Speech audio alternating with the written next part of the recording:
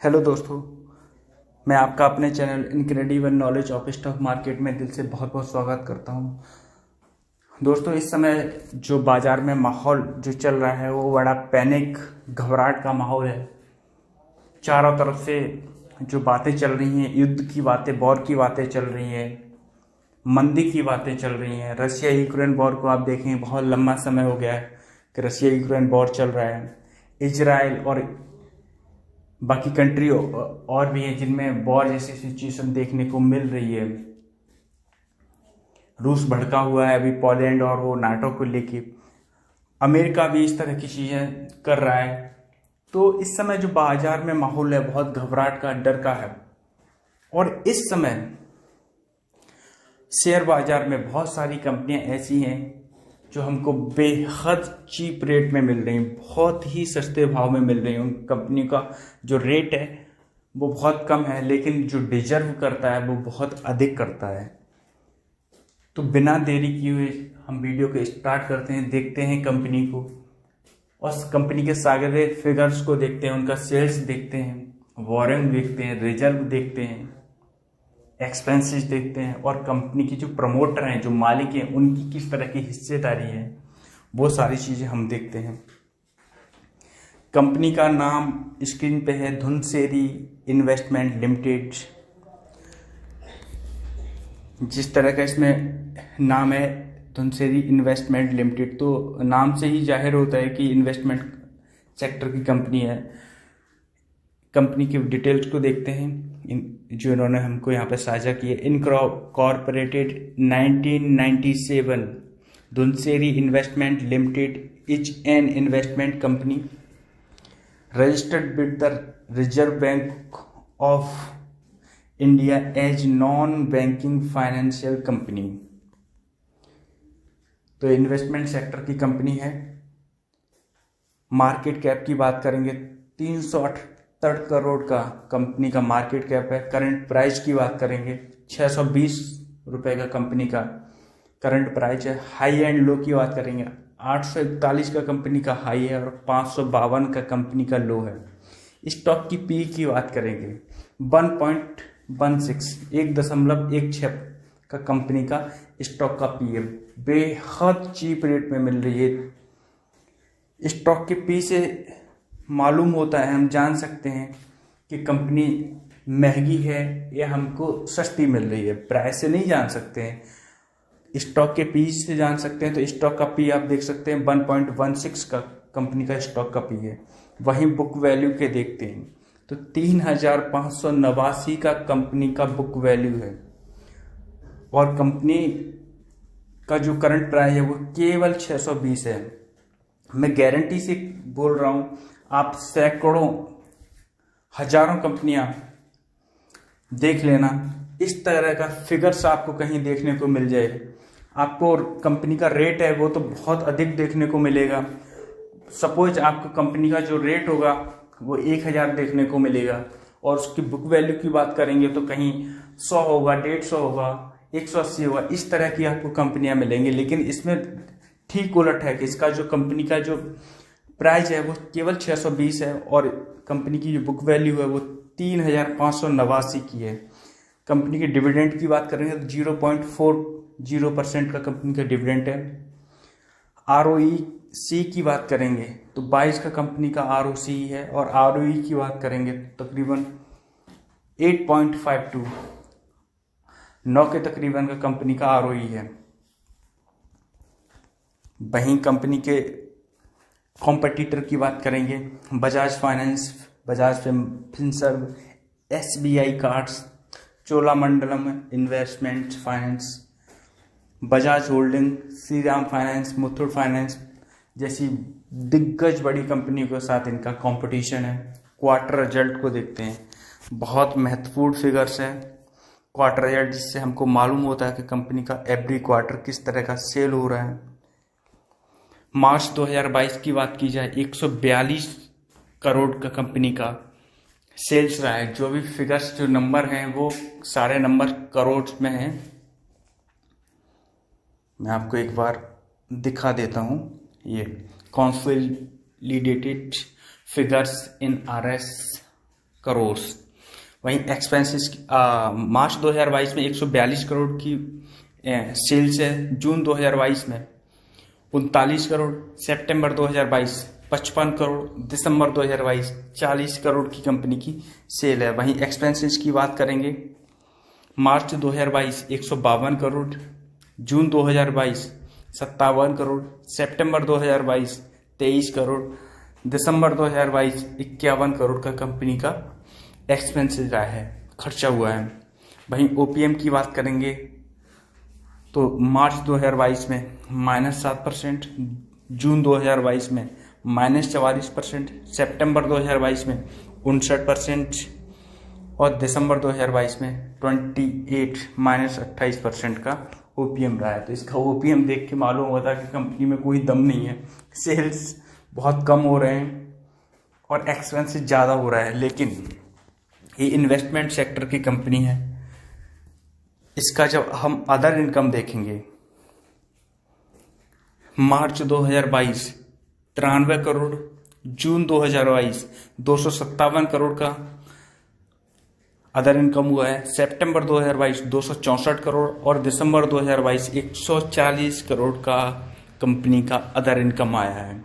जो इन्वेस्टमेंट करती है उस सब से जो इनकम आता है वो अदर इनकम में ऐड होता है।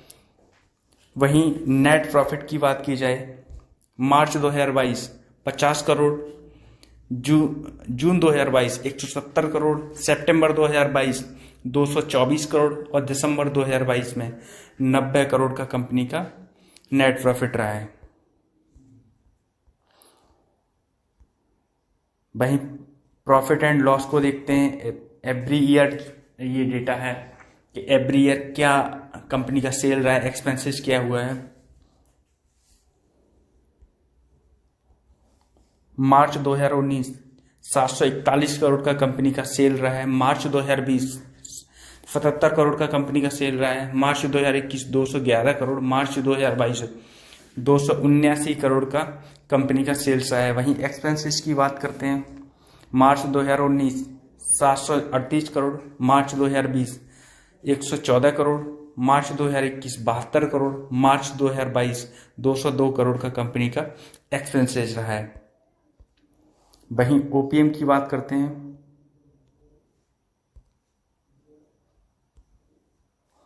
मार्च 2019 में 0% का ओपीएम दिख रहा है,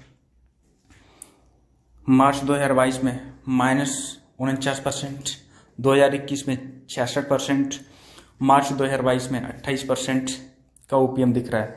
लेकिन जब अब हम अदर इनकम को देखते हैं, 2019 में 65 करोड़, 2020 में 36 करोड़, 2021 में 197 करोड़ और मार्च 2022 में 364 करोड़ का कंपनी का अदर इनकम है। वहीं कंपनी के नेट प्रॉफिट को देखते हैं, मार्च 2019 में 42 करोड़, मार्च 2020 में 23 करोड़, मार्च 2020 में कोविड और उस सब का प्रॉब्लम रहा था, तो सारी कंपनियों में आपको इस तरह का फिगर्स देखने को मिलेगा। 2021 की बात की जाए तो 249 करोड़ और मार्च 2022 की बात की जाए 320 करोड़। तो एवरी ईयर आप देख सकते हैं कि किस तरह से कंपनी का जो नेट प्रॉफिट है वो इंक्रीज हो रहा है, बढ़ रहा है एवरी ईयर।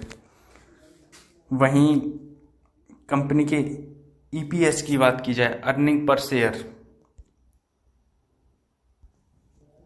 मार्च 2019 47, मार्च 2020 5, मार्च 2021 230 और मार्च 2022 में 252 का कंपनी का ईपीएफ रहा है। वहीं डिविडेंड की बात की जाए तो 2019 में 3%, 2020 में 27%, 2021 में 1% और 2022 में भी 1% का कंपनी ने डिविडेंड दिया है। कंपनी बेहतरीन है।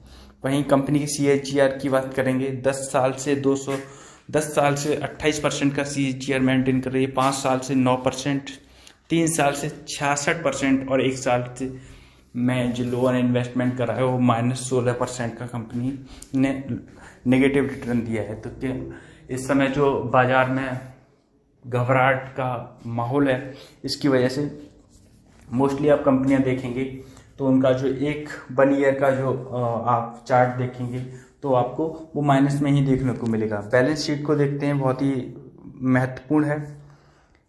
इससे मालूम पड़ता है कि कंपनी के पास कितना रिजर्व है, क्या है। कंपनी 2022 की बात 20 की बात की जाए, मार्च 2020 में 1363 करोड़ का कंपनी पर रिजर्व है।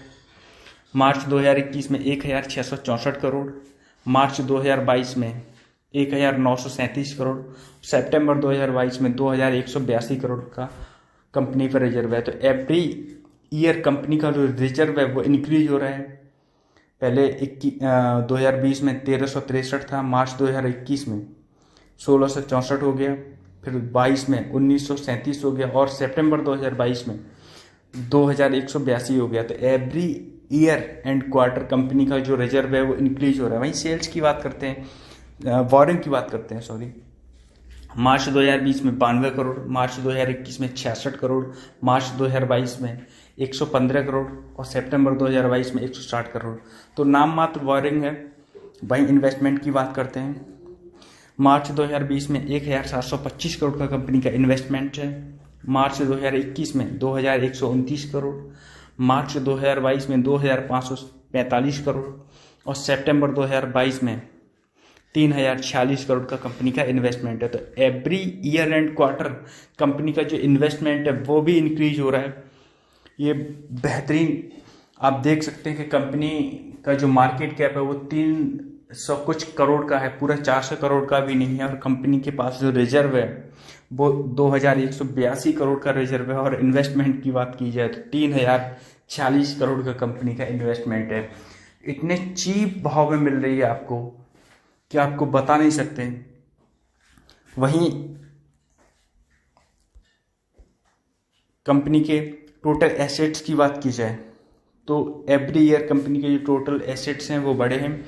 2020 की बात की जाए 1927 करोड़, मार्च 2021 2388 करोड़, मार्च 2022 2930 करोड़, सितंबर 2022 3498 करोड़ के कंपनी पे टोटल एसेट्स हैं।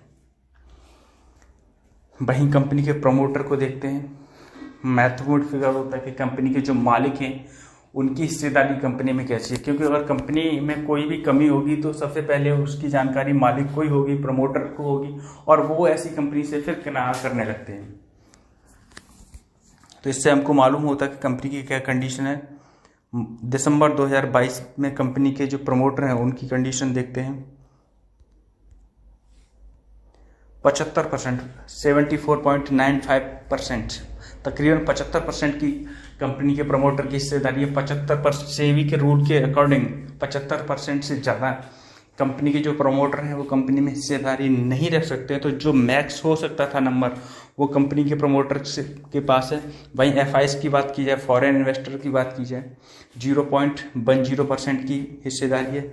वहीं डीआईएस की बात करेंगे 0.05%, और पब्लिक की बात करेंगे तो 24.90%, तकरीबन 25% की हिस्सेदारी है वो पब्लिक के पास है। तो बेहतरीन कंपनी है, फंडामेंटल मजबूत कंपनी है, और इससे मजबूत कंपनी आपको फाइनेंस सेक्टर में बहुत ही रेयर कंडीशन में देखने को मिल सकती है। बहुत ही चीप रेट में मिल रही है। इस कंपनी में आप बेहिचक इन्वेस्टमेंट कर सकते हैं, और इन्वेस्टमेंट करने से पहले एक बार खुद का एनालिसिस जरूर कर लें, उसके बाद ही किसी भी कंपनी में